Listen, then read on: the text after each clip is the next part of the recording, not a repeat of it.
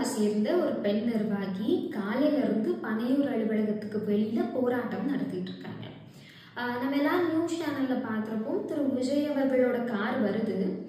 இந்த சகோதரியும் அவங்களோட ஆதரவாளர்களும் சேர்ந்து அந்த காரை நிறுத்துறதுக்கு முயற்சி பண்றாங்க.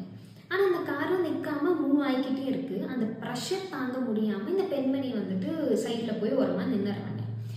என்னோட கேள்வி என்னன்னா, திரு விஜய் அவர்கள் அந்த காருக்குள்ளதான் உட்கார்ந்துட்டு இருக்காரு. நீங்க கீழே இறங்கி வந்து பதில் சொல்லனா கூட அது பரவாயில்ல. அட்லீஸ்ட் அந்த காருக்கு நிறைய கீழே இறக்கி விட்டு வாங்கம்மா, எதுனாலும் அலுவலகத்துக்கு வாங்க, நம்ம அங்க வந்து பேசிக்கலாம் அப்படின்னு சொல்றதுக்கு அவருக்கு என்ன பிரச்சனைன்னு எனக்கு தெரியல.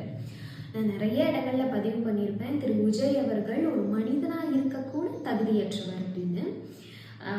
ஒரு பெண்ணுக்கு பதவி எல்லாத்தையும் கடந்து அவளுக்கு அவளோட சுயமரியாதை எப்பவுமே ரொம்ப முக்கியம். எனக்கு திராவிட முன்னேற்ற கழகம் அந்த சுயமரியாதையும் தன்னம்பிக்கையையும் என்னோட கருத்துக்களை சுதந்திரமா பதிவு பண்ணக்கூடிய ஒரு நிலையும் கொடுத்துருக்காங்க அப்படிங்கிறது தான்.